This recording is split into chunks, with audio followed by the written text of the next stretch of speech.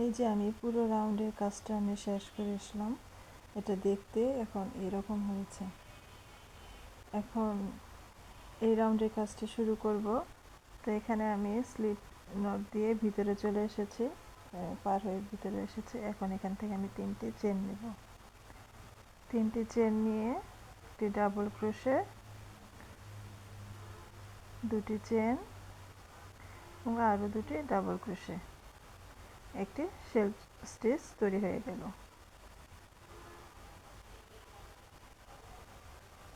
তো এই রাউন্ডে একটু ব্যতিক্রম হবে। এখানে যেরকম আমরা 2টি করে চেন নিয়েছি, এখন এখানে 3টি চেন হবে। 1 2 3, 3 চেন। 3 চেন নিয়ে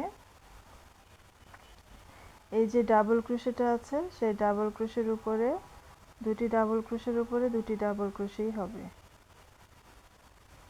1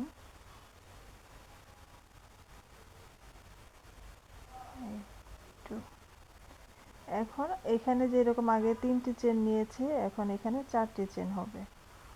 2 3 4, 4টি চেন নিয়ে এই যে ডাবল ক্রোশের উপরে ডাবল ক্রোশে হবে।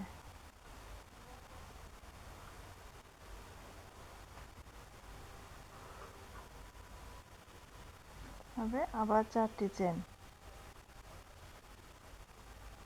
4টি চেন নিয়ে আবার এই যে ডাবল ক্রোশের উপরে double crochet.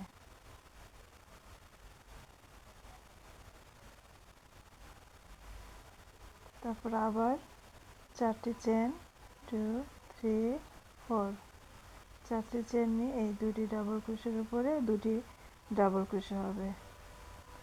1 double crochet, 2 double crochet. তারপর আবার 4 চেন।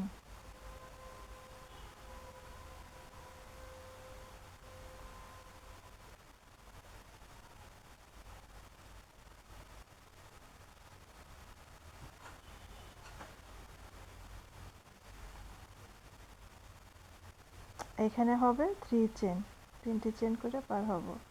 3 চেন। এখন শেল স্টিচের জায়গায় শেল স্টিচ হবে। 1 double crochet, 2 double crochet, 2 chain, 2 double crochet.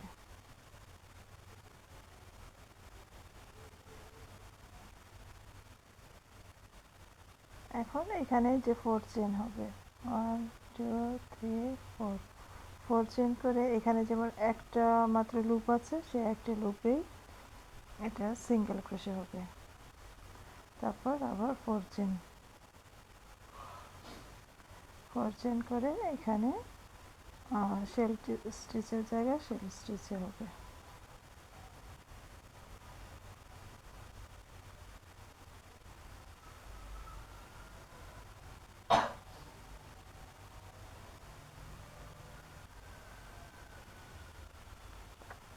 এখন এখানে 3 চেন হবে আগের মতো। আগে নিয়েছিলাম, আগের রাউন্ডে ছিল 2 চেন, এখন 3 চেন ইনক্রিজ হয়েছে। আর এখানে নিয়েছিলাম 3 চেন, এখন এখানে হবে 4 চেন। তো 2টি ডাবল ক্রোশের উপরে 2টি ডাবল ক্রোশে হবে, এখানে কোনো পরিবর্তন নেই, শুধু চেনটা ইনক্রিজ হবে। 1 double crochet, 2 double crochet, 4 chain.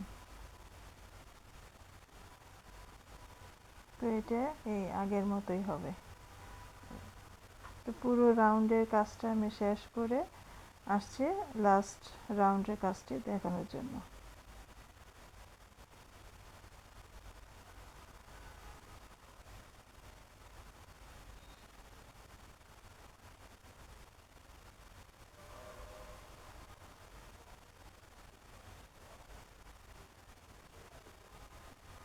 অর্থাৎ এই যেটা এরকম হবে দেখতে।